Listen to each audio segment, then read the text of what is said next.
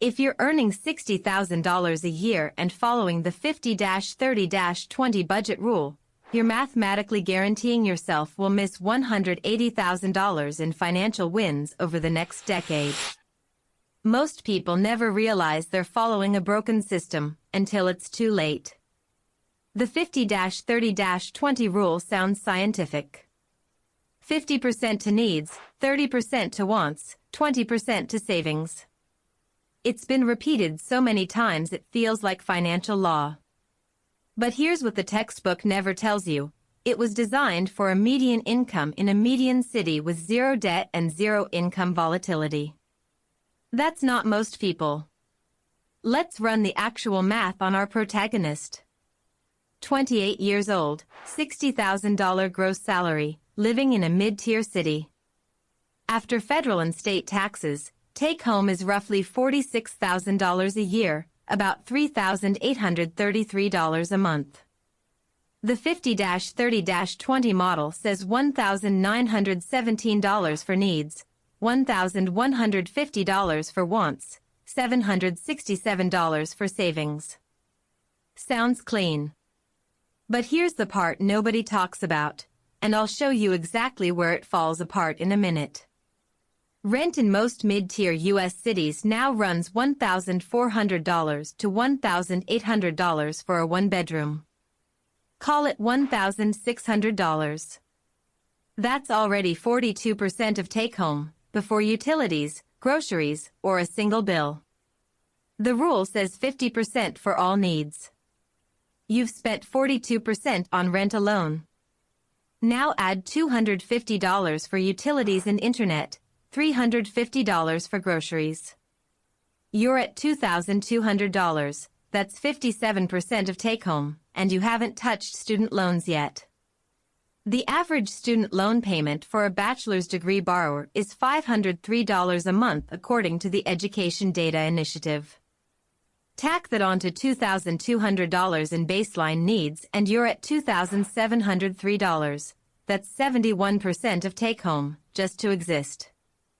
The 50-30-20 model has already collapsed, and you haven't bought a single want. And if you think that's bad, wait until we get to what happens when an emergency hits. I'll come back to that with a number that stunned me. So what does our 28-year-old actually do? Most people do one of two things. They either slash the savings rate to near zero to survive, or they go into credit card debt to keep up appearances on the wants side. The average credit card APR is 21.5%, the highest in recorded history according to the Federal Reserve.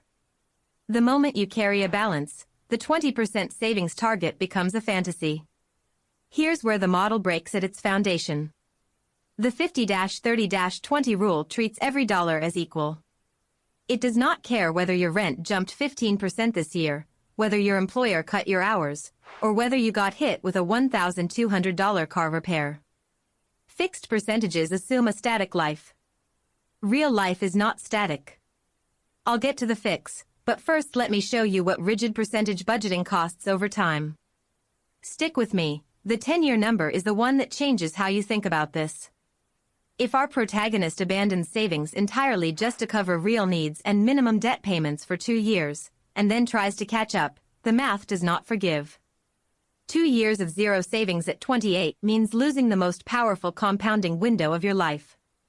At 8% average annual return, $767 per month invested from age 28 grows to roughly $112,000 by age 38. Miss 2 years at the start and that figure drops to $94,000. That's an $18,000 gap from just 24 months of following a broken rule. Now here's the emergency math I promised. The Federal Reserve's 2023 survey of consumer finances found that 37% of Americans cannot cover a $400 unexpected expense without borrowing. If our protagonist is putting a forced 20% into savings but carrying $5,000 in credit card debt at 21.5% APR, that debt is costing $1,075 a year in interest alone. The math doesn't lie. Saving while carrying high-interest debt is not saving, it's treading water. There's one detail that flips the whole argument, and we're about to hit it. The real constraint is not a percentage. The real constraint is the dollar amount left after your non-negotiable obligations, taxes, minimum debt payments, and housing. That number is different for every person and it changes every single month. Calling it 50% or 30% or 20% doesn't make it real. Here is what priority-based budgeting actually looks like. Step 1. List every non-negotiable dollar that leaves your account before you have a choice. Taxes withheld, minimum loan payments, rent, utilities. For our 28-year-old, that's roughly $2,703 a month. That's your floor. Step 2. Before anything else, fund one specific savings goal. Not a percentage, a dollar amount. For our protagonist, that's $300 a month into a high-yield savings account paying 4.7% APY, earmarked for a $3,600 emergency fund. One goal, one number, protected first. Step 3. Everything left, $830 a month in this case, is yours to allocate with zero guilt. Wants, extra debt payments, dining out, whatever keeps you sane. No false categories, no judgment. This is the math that makes priority budgeting work. The moment you fund savings as a fixed dollar before discretionary spending, you stop the psychological drain of constantly redeciding whether to save. Behavioral economists call this pre-commitment. It's why automatic transfers outperform willpower every single time. But here's where it gets really interesting, and this is the part 1 promised at the top.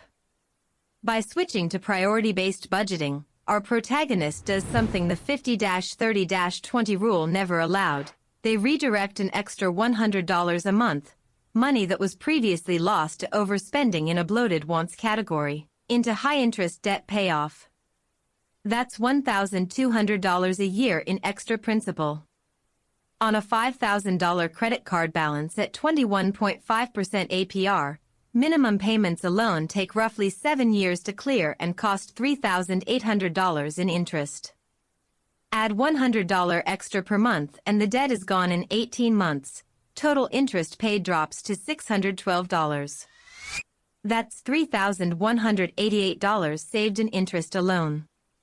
Once that card is clear, the freed $300 minimum payment plus the $100 extra, $400 total, redirects into wealth building. At 8% annual return, $400 a month from age 30 for 35 years grows to over $780,000. That is the compound payoff the 50-30-20 rule was accidentally blocking. Compound is the only free lunch, and priority budgeting is the only method that actually protects it when life gets messy. Here's your Monday action plan. Pull up your last 3 bank statements and write down every non-negotiable payment, taxes, minimum debt payments, rent, utilities. That total is your real floor, not 50%, not 70%, your actual number. Next, pick one savings goal with a specific dollar amount. Fund it automatically the day after your paycheck lands. Then let the rest flow to whatever you actually value. No buckets, no guilt percentages. If your floor is above 80% of take-home, that's a revenue problem, and the answer is increasing income, not rearranging percentages on a broken foundation. The math doesn't lie, and the 50-30-20 rule has been lying to you with clean-looking numbers for years. Broke is a math problem, and now you have the right equation. Now go build it. See you in the next breakdown.